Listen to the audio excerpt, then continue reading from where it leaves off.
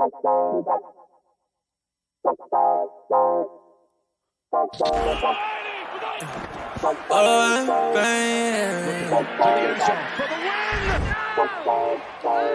what the fuck? Whoa! Yeah. Pain.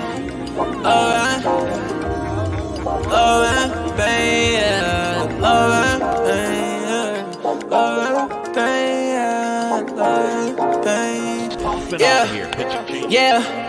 Hey. I just wanna touch the top. Baby said that she in love and she don't love a lie. Been chillin' with all the bros, I've been above the spot. Shawty said that things change, well it does a lot. Hey, watching out the payment, man, the sun is high. Yeah, lost inside the heart, but it's emerging right. I've been out the way and I'm good. I can find my home. Everything I said it was is not. Yeah, Jamaica, how you layin'? Yeah, you ain't say none, what you saying, baby? I lost you, but who's paying? Don't know why you hit my phone, why you playing? Yeah, I can't handle it without the trusting. Yeah, I can see the top, I wanna touch it. Yeah. We been getting money, no discussion. Now I don't like the top of shorty, always get the fussy. Yeah, hey, I like the cruise on it. Say she like the way I sound and how I groove on them. I been steady dodging bullets, how I move on them. But he talking out his neck and not a crew on him. Yeah, and I'm sliding. Shawty like the vibe, don't want the right to end. Yeah, to the nice end. Yeah, to the nice end. I can always keep the cool, I'm never fighting. Man, I love was all the cake without the icing. Now I found new love, different pricing. And it won't cost my soul, no devices. Yeah, I ain't got a plan for it, I'm the man for it. Silver Brody couldn't stand for it, it's very important. I've been off the edge, I've been feeling the wind blowing. I can lose my head and my heart, but they been gone. I just hit the edge of stairs when it's dead time. I just lost promises, I regret mine. I just gained a lot of love on the west side. I'm the go, but I would never be the best guy. You might take me out of business like I'm Best Buy. Talk about the go to maybe soon, I know that's right. Yeah. Talk about it, go to maybe doing, I know that's right. Thinking about the future, looking good, and it's the best side. I remember. All right, what's going on, everybody? Welcome back to another wonderful episode of Ride the Tide Sports Podcast. I'm your host, Tycho, here with Luke and the Wanderer SPC, also known as Jesse today. We got not a lot for you today, but we are going to make the most of it. So let's just start out by saying Parker McCollum, solid concert last night in Detroit. Yeah. Shout out to that man. That was a good concert. Anybody that went, hope you had a good time. I know we did. I did. Luke was slashed, so Had a good time. Met a few people. Met some people from Canada. Happened to be in my own industry. It happens. Luke out here finding the HVAC people everywhere we go, especially when we go to like random places. Like, didn't we go somewhere last year? And you talk to an HVAC guy like outside at a bar for like an hour and a half or some shit. You guys are both plastered. Yeah. You guys just like the energy in the room just brings you together. By the end of it, you're like, we found each other. The next you know, an hour and a half goes by. Both careers are known.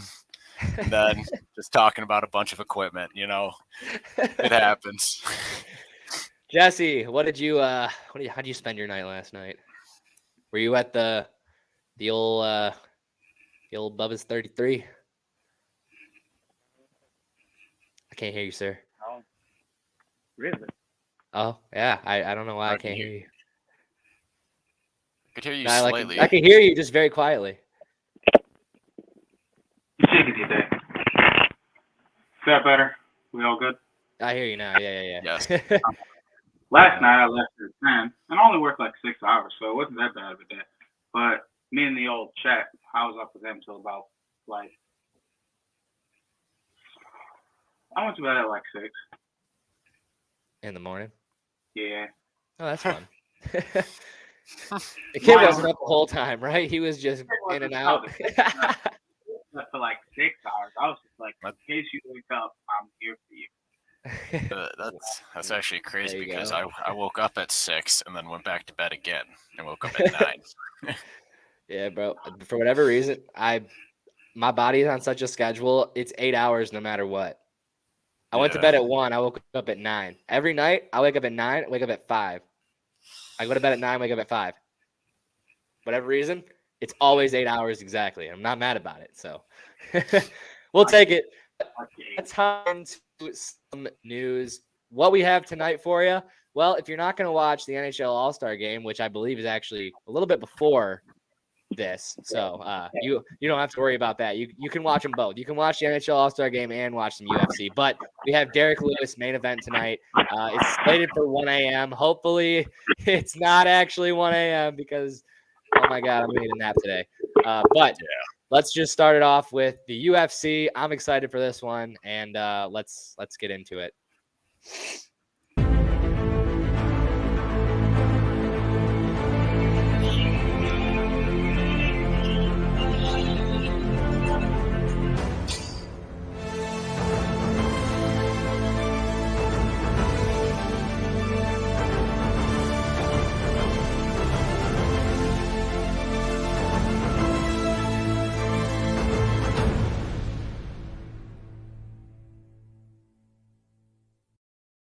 Well, alrighty. Let's just start this off with a little bit of UFC news. Let's just kick it off with some new fights announced. We have Aaron Blanchfield against Talia Santos, February 18th at the Fight Night in Las Vegas. Next up, we have Cody Garbrandt against Trevin Jones on March 4th to add to UFC 285. Okay. And then we have Marlon Vera against Corey Sandhagen. I couldn't remember if I listed this in my big list last time, so I just added it here. But March 25th. Better safe than sorry. Right? Because this is a fucking banger of a fight. You have to be safe. Better safe with this one. Better safe than sorry. If you heard it twice, congratulations. You're gonna maybe you'll hear it a third time. Maybe. Might have to bring it up in the next pod. Fuck it. But that's a UFC Fight Night in San Antonio. Then we have Michael Chiesa against Li Jingliang. And hopefully, if the UFC gods are real and they're loving and caring, they will repay Li Jingliang for the great guy he's been to the UFC. Great MMA fighter, because I'm pretty sure the last two fights he's been in, he's been trying to wear a nice ass suit and look really good, but others have decided that they're going to fuck some shit up last year and not let him represent himself in a very good, fine looking suit for the first time. And then he got robbed on fucking decision. And I'm pretty sure this was the card that there was that backstage brawl with, and they had with Cosma, Diaz, and all that, and they rearranged the entire card, canceled the press conference. That was the press conference he was trying to show out for the first time because he finally got some good money and was like, I want to look nice for the fans. And then he got fucked over. So what was the deal with the first time? He's not allowed. They wouldn't let him wear the suit? I couldn't remember if it was one or two times. I thought there was two different times. But I think now thinking about it, it might have just been that one time where he was just trying to show out there. But then that whole shit happened before the press conference. They canceled the press conference, so he couldn't walk out to the press conference in his good-looking suit. But then he goes in there, still fights like a dog. Should have won the fight by decision, but we all know last year's judges were absolutely horrid, and they robbed him and handed him a loss when he deserved a dub. And against Michael Chiesa, it's not going to be easy. He is an absolute beast in there, but Li Jingliang deserves it. He's been putting a lot for the UFC. He needs to get repaid. And hopefully this time, April 8th at UFC 287, we get to see him in his fine, good-looking motherfucking suit. It's about time. Yeah, let's see it. Let's see it.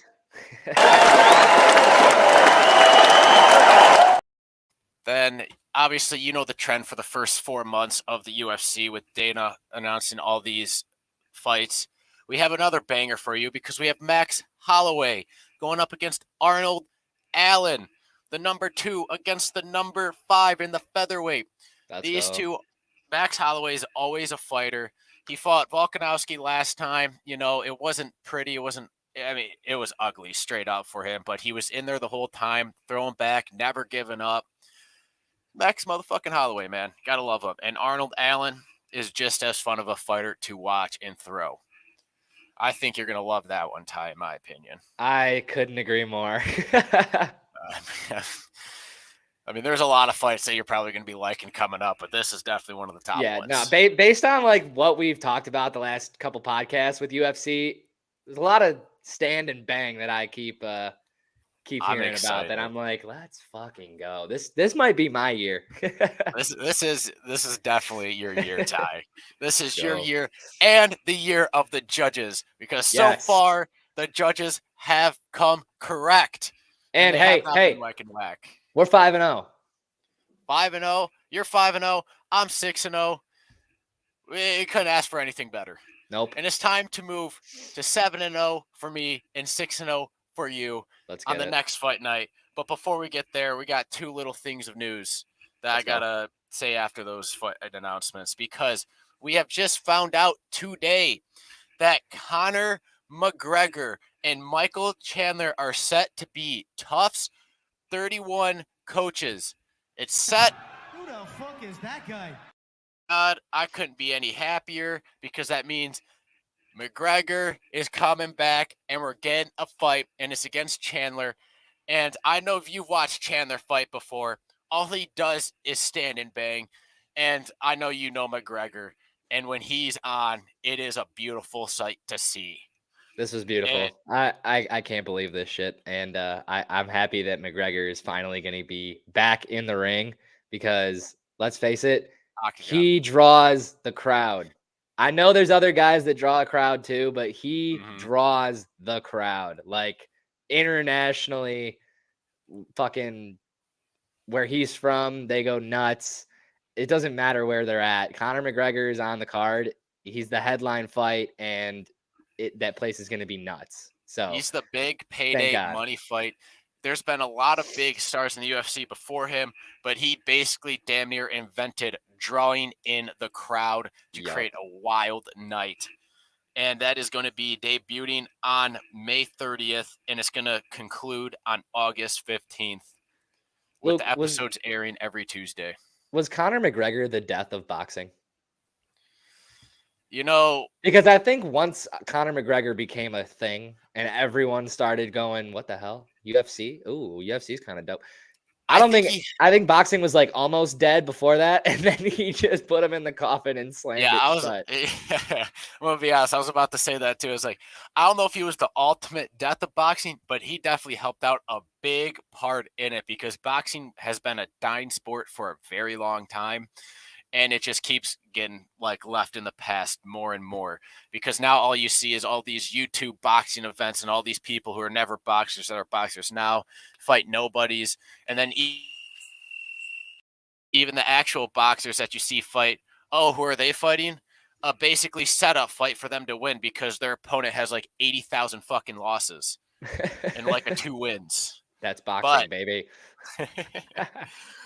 But, you know, I'm excited for that one. Michael Chandler already had something to say on it. He said, my team versus his team. The competition starts right now. I love it. This is going to be an exciting, tough series. It's literally like, I kind of like the tough idea, because like it's basically like you're telling these two coaches like, hey, you guys need to coach these other UFC fighters to beat each other, right? And like ultimately it's like, if your UFC fighter that you coach wins, you win. But at the same time, you know right now that 6 months from now, that's the guy you're fighting, and you're going to be in the same room as him so many fucking times. Yeah. I mean, there's no way that the fight that happens at the very end, which is the one that I think we're all looking forward to the most, is an absolute banger. And it's only because they have to be with each other so much, you know? It's like, if you don't like each other already.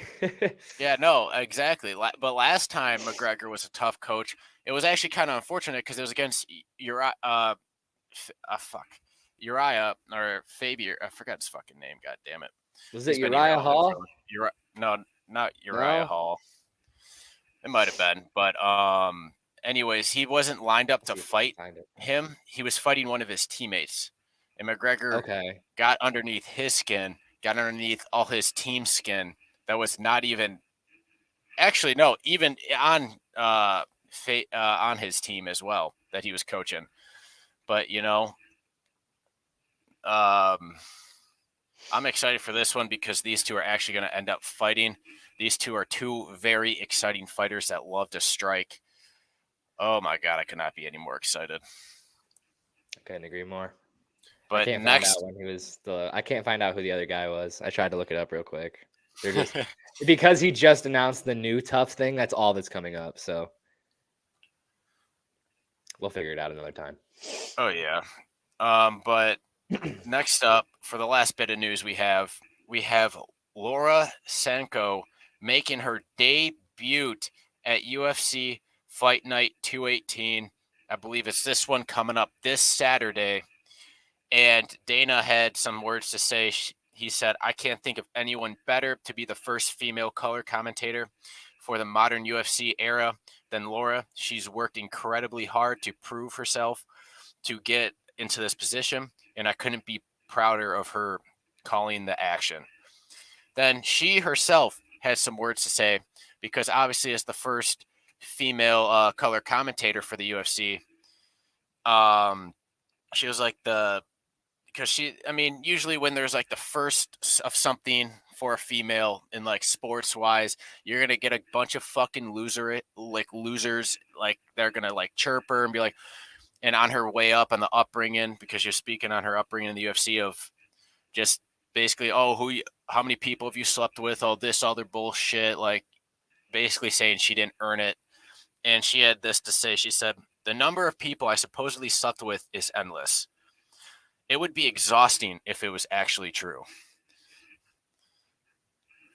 And, I'm going to be honest, there's been a lot of support for her and everyone's been giving her a lot of credit, but there will always be those losers out there that don't understand that this is fucking 2023 and, it doesn't have to be male dominated everything. I can't agree with that, but can I just say one thing? I think that personally, this is totally okay. I love that they're involving a woman doing some of this because they have female fights. You know what I mean? Like, in my personal opinion, with the new ESPN format with the NHL, they have a female commentator. I can't remember her name right now, but they have a female commentator for ESPN for hockey. She destroys the broadcast for me. Well, that's because it just kind of drives me nuts. But this, like, first of all, she's commentating on a men's sport. That's one thing. And there's no women there at all. Like, she's like the only woman in the fucking building. And then the UFC, it's like, well, half of these fights are women sometimes. So wouldn't it make sense to get a woman's perspective, especially if she knows what she's talking about at the fight game? That I think makes a lot of sense, but I don't approve of it on like every major sport that we have. But Leah Hextall. Yes. Like, honestly, I don't think it's as much to do with her more so being a female and commentating on men's. It's just she is so bad at her job. Horrible. I don't know how she even got the job to begin with. Like, it's insane. It's like 2022. Everything needs to be equal for men and women. That's why she got the job. 2023. Well, in 2022, that's when they made it popular. That's when they hired her. That was kind of a big part of why she got hired. But like, she is just bad at her fucking job. She should not even have been. There should have been other females that should have gotten the chance besides her, because it's like she doesn't even follow the play that well, and she's given a bunch of give me someone with a personality, not even like following the play that well, and it's just like, well, no one really wants to fucking watch or listen to this because you were bad at your job. But Laura, on the other hand, she has been grinding her way up, and I'm excited to see this one. She deserves this. Unlike Leah Hextall, she actually earned this. And that's about all the UFC news we have. But moving on to the UFC Fight Night that's happening later today, because we have Derek Lewis, who is 26-10, going up against Sergey Spivak, who is 15-3. This fight is not happening in Texas. It's happening in Las Vegas. And we all know what happens when Derek Lewis doesn't fight in Texas. He knocks a motherfucker out. And he opens up as an actual underdog at plus 190 with Sergey Spivak at minus 225. The lines might have moved, but this They have moved since. Derek Lewis right now currently sits at plus 220 on the money line. And wow. Sergey has moved to a minus 275. Wow. So a lot of people are throwing on Sergey. I don't know why they're counting out Derek Lewis. It is absolutely appalled. He got absolutely fucked over in his last fight. He got knocked down, was literally in the middle of standing up, and the ref called the fight. I forgot. Oh, where is it? I got to find that because he was actually joking about there being that ref having a conspiracy against him and everything. But I mean, it's Derek Lewis. He jokes about that shit all the time. Like, he's not really being serious with it. But he was saying that if he has that fighter or if he has that ref to ref his fight for this one, when he asks if the fighters are ready, he's going to say no. Huh. Well, you know what? You got to do what you got to do ready? When you've been in these stupid ass situations. Right. I mean, what choice does he have at this point? Jesse, Fighter, I didn't feel like you needed to bring me in for the news, but I'll bring you in for the fight. But honestly, it's been a while since Derek Lewis knocked some poor motherfucker out. Sergey Spivak, he's no pushover. He's a great contender too. But at the same time, Lewis has been getting more serious with his training camps. And, it's about time he gets repaid for it and not fucked over. And, I want to see a motherfucking knockout from him. It's been way too long. I'm about to be on it too. 100 bones, Derek. Don't let me down. Don't let me down. You got any thoughts on this one, Jesse? I want Derek Lewis to come in here and show off his old self. Put him on the ground. But Serge ain't a bitch. No, he is not. No, he's not. I think this is going to be a really good fight. Someone might be out. Well, no, someone will be out. Someone's getting knocked out. Typical Derek Lewis fight, though. Probably not going to go past 3 rounds, no matter how many rounds the fight is. But going to be exciting either way. Exactly. Love to see it. Are there any other fights on this card worth mentioning? Yeah. I don't see anything that I think I recognize. I'm not the biggest UFC person, but I really don't recognize these people. Yeah, that's why I kind of stick mostly to the co-main and main event. Oh, Jesus fights tonight. I mean, I was actually planning Mexican on kind Jesus. of listing off. Oh yeah, he is. But I was kind of starting to plan on just list off all the other fights, not really dig into them at all, just list them off just so they're known, but only really talk about the co-main for the fight nights and save all the juice and spaz for the. I will say I'm interested in the Do Ho Choi versus Kyle Nelson fight. I think Do Ho Choi roundhouse kicks Kyle Nelson in the throat only because his name sounds like he does some crazy shit that Kyle Nelson doesn't do. Oh shit! This event, the main event is at 1 a.m. by the way. Yeah, on BetMGM, it's telling me that the Derek Lewis and Sergey fight is tomorrow at 2:50 a.m. Yeah, so this we'll see what time it actually fucking happens. Not sure. Hopefully that's Vegas time. No, that's like or not in America time. Oh no. But okay, maybe I won't watch this one. I mean, we have Yusaku Kinoshita against Adam Fugit, and Choi Do-ho against Kyle Nelson, Marcin Tibura against Blagoy Ivanov, and then Jung Da-un against Devin Clark to start that card before the Lewis and Sergey fight.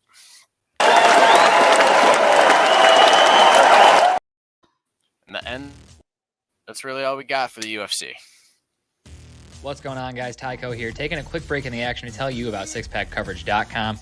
You can go on there and check out all your favorite sports, finance, food and travel, fitness, and entertainment podcasts. They've got it all on there, as well as content from all of your favorite colleges, with more on the way and more added every day. So make sure you check that out, as well as the merchandise tab. Be sure to get all of your six-pack coverage gear at the merch tab there with the hats, flags, all that good stuff. Make sure you guys check it out today, sixpackcoverage.com. All right, ladies and gentlemen, let's get back to it. First thing we got for the NBA, Kyrie Irving has requested yet another trade. Will he or will he not destroy every NBA franchise that he has ever been a part of? Well, I don't know for sure, because they seem to do quite well once he leaves. Left Boston. Boston did pretty well since then. Left Cleveland. Cleveland has built up a pretty nice team since then. Okay. And now we're in New York, and he's requesting yet another trade. So first off, we got to go to Jesse here. You know more about the NBA than me and Luke for sure. So first off, your initial thoughts. Second off, has he ruined every NBA team he's been a part of so far? And third, where do you think he'll go? He's going to the Lakers. If he doesn't go to the Lakers, I'll be surprised. He should go motherfucking New Orleans and hook up with Zion, Ingram, and McCollum, but he's not going to do that because they don't have the assets. I'm not surprised by this. I'm not surprised by this at all. Because at the end of the day, Brooklyn's just not it. He doesn't want to be he doesn't want to be the Robin to KD. I don't know. Maybe he doesn't feel like he's Batman enough. It's kind of the same way that he was with LeBron, isn't it? But LeBron's more of a Batman than KD. LeBron's 38 and he's doing what he's doing. KD's But Kyrie Irving, man, he's a notorious liar. He tells Boston, if you guys plan on having me back, I plan on re-signing here next summer. He tells a Cavaliers fan that asks, are you going to leave us like LeBron left us? Kyrie goes, no, I won't leave. I'm not leaving. Left. And then Brooklyn. There's no way I can leave my man 7 anywhere. Left. He says what he's thinking in moments. That's so true. He goes home and changes my. I shouldn't have said that. I did tell y'all I wouldn't leave. That was a But mistake. now I want to leave. Man, I can't stand this motherfucker. Kyrie Irving just pisses me off. And it's wild because he's so good at basketball that, like, he's going to find a team. But, like, everybody probably just looks around at this point. And they're like, man, we got to take Kyrie. Like, it almost seems like it's a struggle. He's so good. I hate that it's going to sour the way people look at his career, all the shit he's been through. That he started. Let's just, keep it 100. He caused all of it. Ah. So most of it.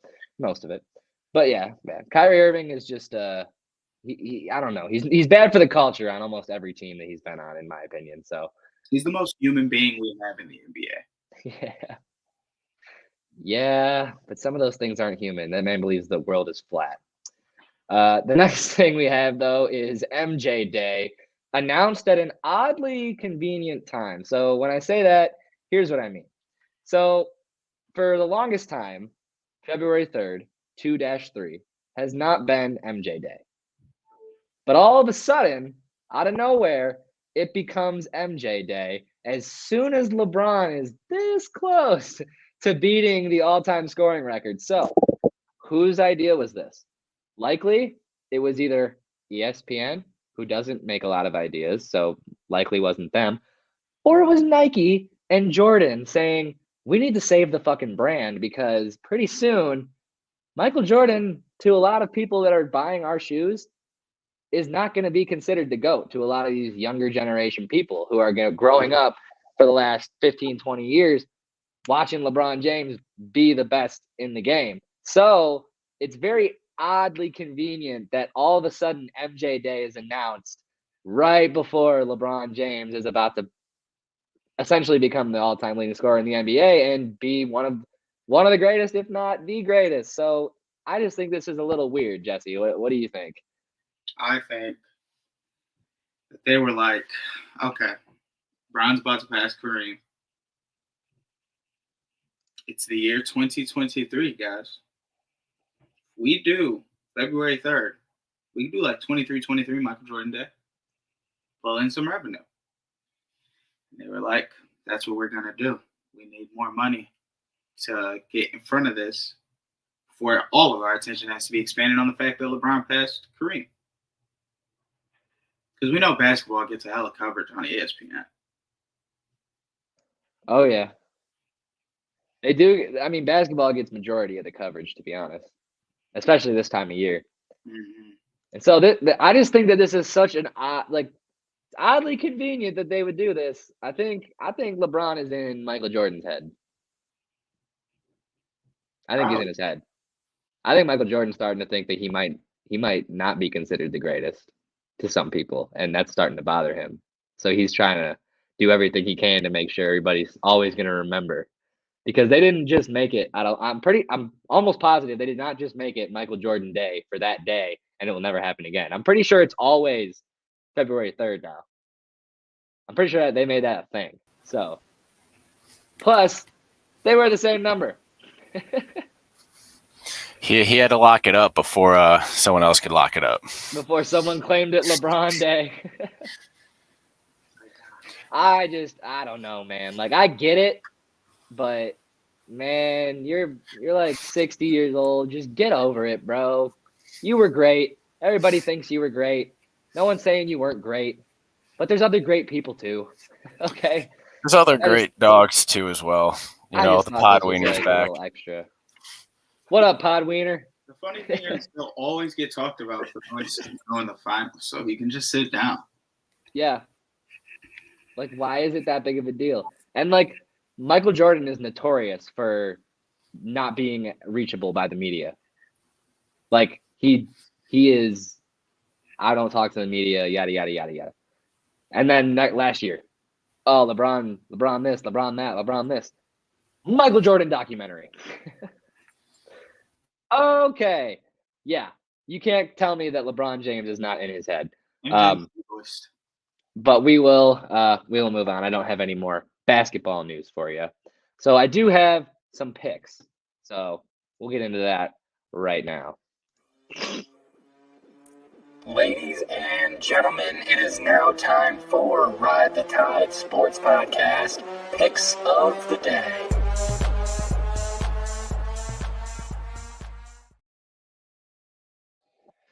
All right, let's get into it. Picks of the day.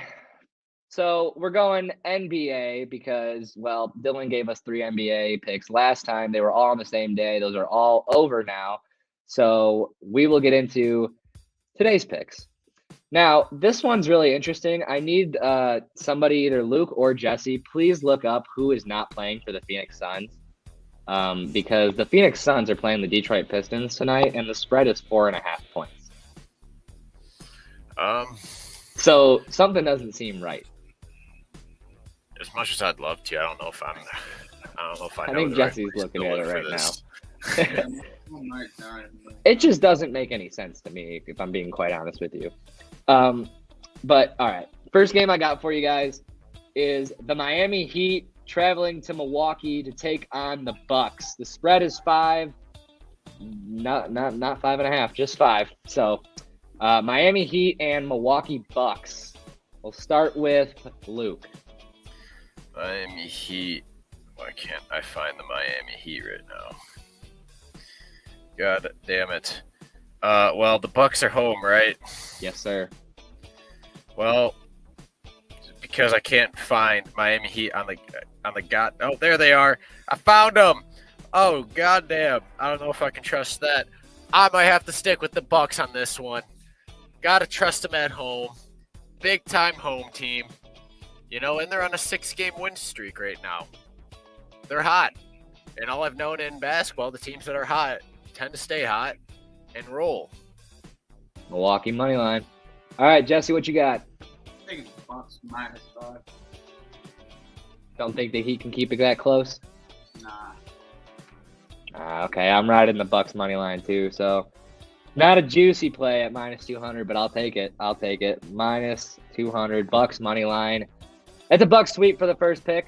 Next game we got up, we'll go to Luke again. We got the Dallas Mavericks and Luka Doncic headed to Golden State to take on the Warriors. This one, I'm going to make you take a spread because the spread is 10 points.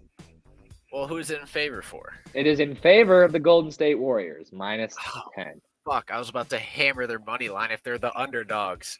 Damn it. So let me just check real quick whether or not Luka Doncic is playing, because that seems like the only reason that spread would be 10 points. So hold the phone. Playing. Christian Wood is not playing. Iguodala's not playing. Klay Thompson's day-to-day. Green's day-to-day. Curry's day-to-day. That's a bad game. Did you say that Luka Doncic is playing? No, he is not playing. He's not playing. Okay. All right. Spread's 10. I'm going to have to hammer the Golden State Warriors. Fuck. They're home. I'll never pick them when they're on the road. Jesse? Warriors minus 10. Yeah, no. That's another sleep. I'm taking the Warriors minus 10. I think day-to-day means they're likely to play. So I think Curry's dropping bombs tonight. Luka's not there to, help Dallas do what Dallas normally does with Luka. And if you guys have seen the stats from the last couple games, maybe last week or two, it's usually Luka, and then here's the next guy, second guy on the team with points and stuff. So yeah, we'll see how many points that Dallas is able to put up tonight. I don't think it's going to be very many.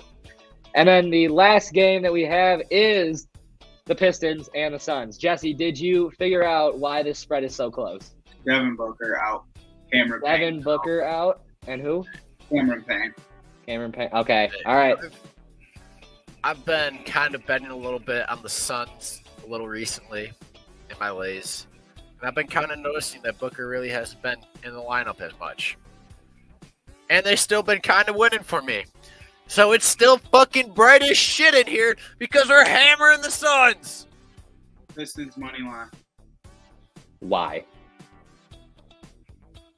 You know that needs an explanation for the team that has fucking 13 wins. You need to go open up those lines and put the Sun in. Buckets. 115 to 113. Bro, you better bet on that exact score. That'd be nuts. You better I'm open gonna those I'm gonna lines go for with me. the Pistons plus the points. I'm gonna take the Pistons and the points because when we're supposed to lose, sometimes we cover and we play really well, or we're winning and we're not supposed to be winning and we blow it at the end. But I think that could very well happen with 4.5 points. So give me the Pistons on the 4.5. So after 2 sweeps, we all have a different pick on the last game. And those are the picks for today. Enjoy, ladies and gentlemen. I am stalling. Here we go. Get ready for the POPs to start coming in play later today. Yes. Puck Luck picks start. If you guys didn't see those, make sure you check out the last podcast to get on the Puck Luck picks from this weekend and leading up into Monday.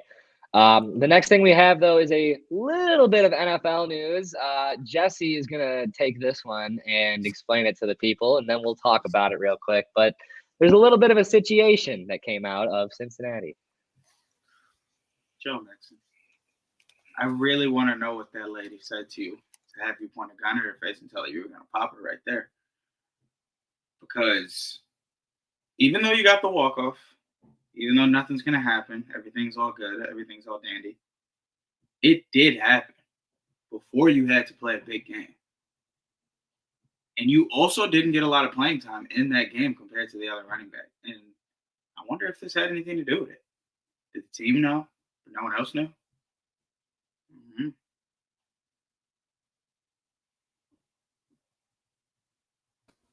I can see that affecting it, his playing time, because they're like, well, if we play him the whole game and Joe Mixon gets fucked by this situation, we're going to look like a really bad. It's going to look really bad on us. It's going to look like Michigan. They let that kid play with gun charges for fucking 8 games. Hey, but that was, I mean, did you hear that though? I mean, it was just he just got caught with an unregistered, and no license. License, it was in his vehicle. I'm pretty sure it was. No, but he didn't even have his driver's license. That's true. That's also true.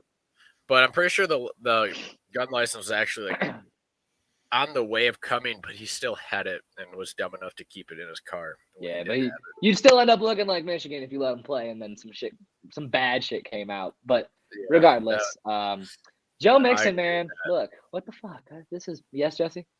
The NFL is discussing taking away hip dip tackles, which means hip to hip tackles.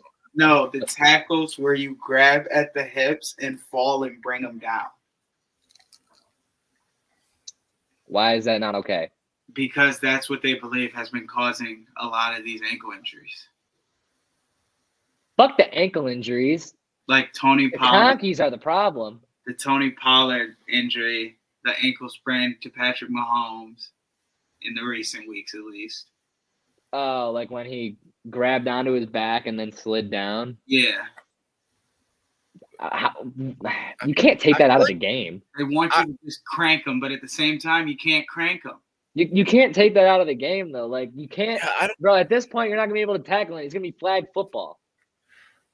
Because, like, you're I worried feel about concussions, which I get. You can't be worried about every single injury. Like, NFL players talk about this stuff all the time. They know the odds of getting injured in the NFL. They're all well aware of how likely it is you can get injured on any given play in any given moment. So, like, they know what they signed up for. And that's also why we pay them millions on millions of dollars to watch them play. Because we don't do that shit. And so I feel like you can't eliminate all the fucking tackling. I just feel like, too, I mean, I know I never played football, like, at a competitively or, like, even really at all. And we're big-time tackling when it's involved. But I feel like half the time you're going to tackle somebody, you kind of have to jump at them, grab them, and pull them down. So it's like they can't even – like half the time I feel like you can't even help it. Yeah, half the time I feel like you're not trying to do that. It's just the guy didn't go down when you first tried to tackle him, so you're just holding on, and you end up at their ankles, and they go down. I would need to read the whole rules for it to make sense. But that was the early tweet of Field Yates. Field Yates trustworthy, so I could trust that, but that seems wild. Like, you can't touch the quarterback anymore. Like, now you can't wrap the quarterback either, because I don't know. That sounds wild. That sounds like too wild. Insane. Like, in that case, everyone should watch the Pro Bowl, because that's what the NFL is becoming. It's becoming the Pro Bowl. It's going to be flag football. Just slap the flags out their waist and call it a day. We'll never be able to Gone forever, Aaron Hernandez. We'll never be able to get a play like the helmet catch. We can't get the helmet catch again, because if the quarterback's in the pocket that long, they're going to blow the whistle. You can't just in the pocket like that anymore. The whistle's going to get blown. Thanks. That would never happen. You could never be able to escape that. They'd be like, no, he's going to get tackled to the ground too aggressively. Whistle. Like, man, give him a chance. Let the man run. You just made the list! At the NFL.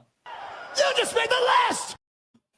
I don't play football. Anyways, to wrap up today's podcast, we do have Tycho's type of questions, but first. Sports bettors, you need to download Sharps, the better social network. With Sharps mobile app, you can tail your friends' bets with one click. See a bet you like? Just click the whale tail icon and boom, it will open in your corresponding sportsbook. Sharp securely connects to major sportsbooks like FanDuel, MGM, Caesars, and more, so you can not only track your bets, but share your bets in creative ways. So gather the degens, download Sharps for free, and join our fast-growing sports betting community.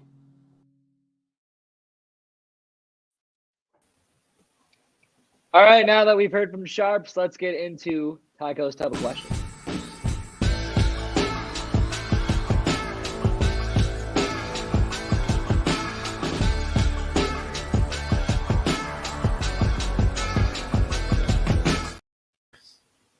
The real question is, when are we going to see the real tub? Say that one more time. The real question is when we're going to see the real tub. Yeah. Soon. I got to get a tub. All right. First question we got up today. This one I think is an interesting one. What is the most unbreakable record in sports? Oh, I know this. I was just talking about this the other day with somebody. I don't think anyone is ever at the tight end position going to beat Gronkowski's most tight end touchdowns this season. No one's going to get 19, ever. Even Kelsey has always been within 5. He can't get within 5 of the record. It's never going to get broken. you're muted. It would literally take a Travis Kelsey or George Kittle with an immaculate season to break that record. So that's definitely a good one. Luke, what do you got? You know, this is normally in any situation I'd be like, oh hey, Wayne Gretzky's fucking goal record. But as we're watching it live, Ovi is on its way to break it. And I think, honestly, after that, I think it's gonna be almost unbreakable, because look how long Ovechkin has had to play with so many consecutive 50-plus goal seasons. And he's still, I mean, he's getting a lot closer, and I think he still needs a season or two, possibly 3 more seasons of consistently scoring at a high rate to get to the point where he's about to break it. Yeah, I agree with that. And he's getting old. My one personally is one that I hate, but I think that the most unbreakable record in sports is probably the home run record for a single season in the MLB. Because the fact that they allowed Barry Bonds with steroids to be the leader at 73, and now no one else can use those fucking same steroids that motherfucker was using. How is anybody ever going to get 73? I don't think anyone's ever going to do it. But next question I have up is, should ads be on professional sports jerseys? Advertising. Like how they added to the NHL. Now it's on helmets and jerseys. It's in other sports too. Yeah, we're looking like the Euros now. Yeah. Do you guys think they should have ads on jerseys? I don't think it should be on the jersey. I personally think ads should either be on pants. No, I think ads should be on pants. I don't think they should be on the jersey. I don't think they should be anywhere near the uniform, and they should just be around the arena, possibly on the boards, just like above their bench, advertising it that way, like on the glass behind the bench, behind the coaches, because it makes the jerseys look ugly. We don't need to be like the Euros who play hockey over there, who have like 8 million ads, and basically the ads are their jersey design, and they don't even have their own damn jersey design. And they're usually all over the ice. It's like wrapped all around. It's all over the ice, wrapped all around the helmet, wrapped all around the pants, all around the jerseys, all around the socks. It's like, oh my God. It's like, do you play for the hockey team, or do you play for the advertising company? Right? It's like, we don't. I mean, I guess I'm okay with how it is now, because, I mean, it's not that much. But, like, if we keep adding more and more and get more like the Euros with it, I'm going to hate it, because then there's no point in even having a goddamn fucking jersey design, because there's just 50 ads and boom, whatever your ads are, that's your team. Yeah, I'm not trying to play for the fucking GoDaddy.com UPS Red Wings. But anyways, I don't think ads should be on jerseys either. I mean, it's okay when you got the little, when we were all younger playing hockey, everyone, you play that one team that's got the stop signs on the back of their jersey for that little advertisement, whatever. That's fine. They're a bunch of kids. Get this out of the professional sports industry. You get commercials, you get billboards, you get all this stuff everywhere. Just cut it out. We don't need to be looking like this. Team McDonald's versus Team Ketchup and Mustard over here. Like, get the fuck out. But yeah, we don't need to be looking like that. Next question I have, we got 2 more. Which sporting league out of the 4 core American sports is the best sports league? Could be for different reasons, but which one is the best? Personally, I have to give it to the NFL. And the only reason I give it to the NFL is the marketing that they do is far above and beyond the marketing that I think all the other sports do to cater to their fans. I don't think the NHL markets their game the right way. I don't think the MLB markets their game the right way either. And personally, I think the NFL just does it the best. I think the NBA markets their game pretty well, but overall, the NFL does the most to, I think, appease the fans, make them happy, while also keeping the players happy. And the NFL has the most bullshit to deal with out of all those sports, I think, and they handle it pretty well. As much as I would love to give this to hockey and the NHL, I cannot, because what they've been doing recently with their just deals with ESPN and all this other bullshit, over half the games and most of the games are blackouts, and you can only watch it on one specific thing. You got to pay for this, pay for that, and pay for everything damn near.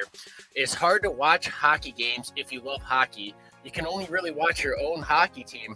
You can't even do it on the main platform because you got to go to Bally Sports and everything. Otherwise, who's going bankrupt, by the way? Yeah, they are. They're preparing for it. How am I going to watch any of my fucking hockey? Right? And I'm pretty sure last time I heard a couple days ago, viewership was down like 20% this year. 22% from last year. Yep. I'll tell you why. Because all the games are blacked out from everybody. It's like they're blackout zone here, blackout zone there. You can't watch this. Like, I was trying to watch a Wings game on the road. I couldn't even watch a Wings game on the road because it was in a blackout area and it wasn't on Bally Sports. I'm like, what the fuck is this? You know what we do here? We blame this all on Hextall. Yes, that I mean, I'm just kidding. As much as I'd love to. Big blame goes to Gary Bettman. That man's always been a douche ever since he's took control of the league. No one likes him. There's a reason it's a tradition to boo the fuck out of him when he comes out to hand out the Stanley Cup trophy to the winning team. So who are you giving it to? I'd have to give it to the NHL, or not the NHL, NFL, because they do a really good job marketing. They have like NFL Red Zone where there's no commercials and you can stay updated on every single play. Big plays, they take you out of the boring part. They only keep you in the exciting bits, and they have insane stuff. Yeah, you got to pay for it a little bit, but at least you can access all the fucking games when you do pay for it. Unlike the NHL. Jesse, what you got on this one? What's the best sports league? I'm just sitting here, I've been listening to everybody, and I was like, I also believe in NFL. I got to spit it away. Because I feel like every sport, you know, it's got so many games, it's got long months, long seasons. But when the NFL comes, from the moment week one, it runs America's life. From Thursday, you're like, okay, I got by Thursday. Let's get to Sunday. I got by Sunday. I got Monday night.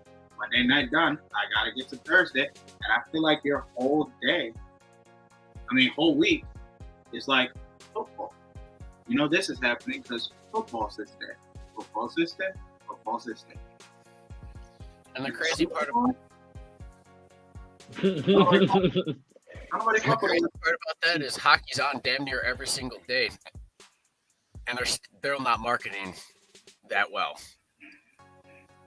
It's insane. I gotta give it to football. Football just runs the world. We're being honest. In America, it runs. Mm-hmm.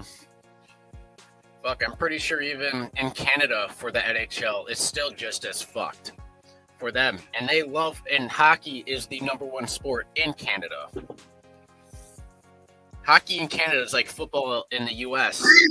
And they're still struggling, like us, to watch these goddamn hockey games because all these blackout zones.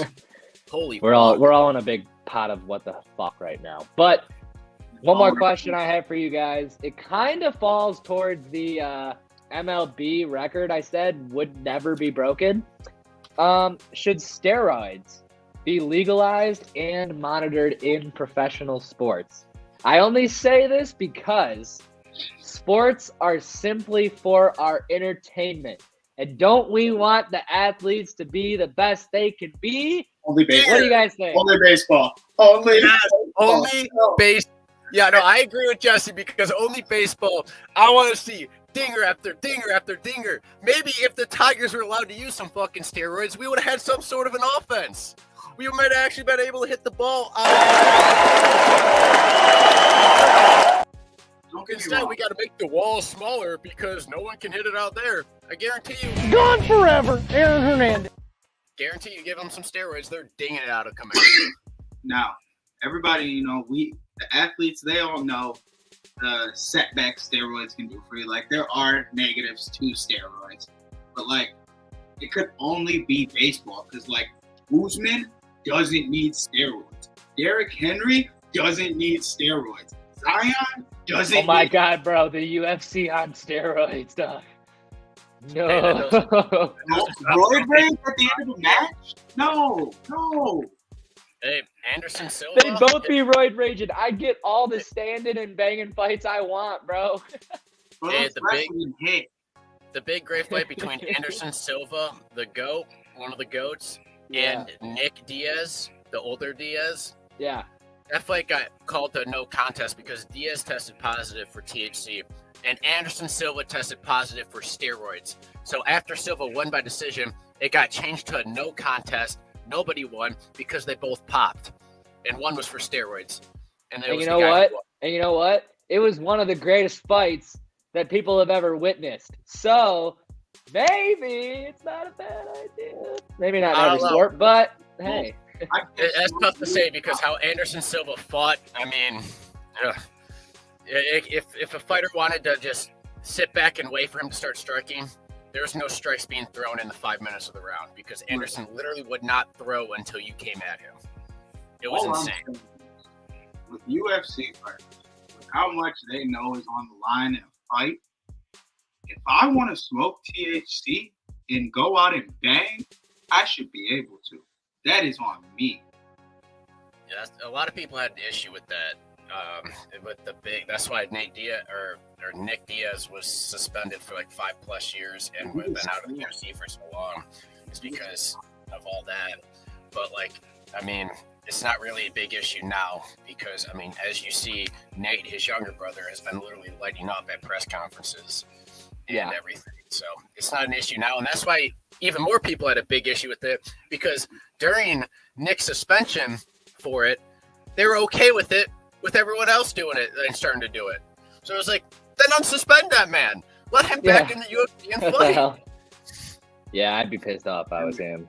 This is like a court of law. He knew what he did when it happened. It was different now. It was funny too because the one fight he got caught with that he pulled off one of the most very rare submission that no one's ever pulled off before in the UFC. It was basically right after he got done chiefing in the locker room before.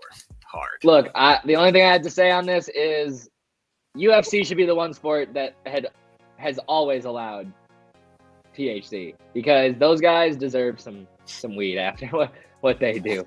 And I can totally understand needing to smoke a J maybe before a fight or something when you got all those nerves going or something the day before you smoke a couple J's, you got to calm yourself down or something, whatever. You're a UFC fighter, dude. I get it. But that wraps up Tyco's.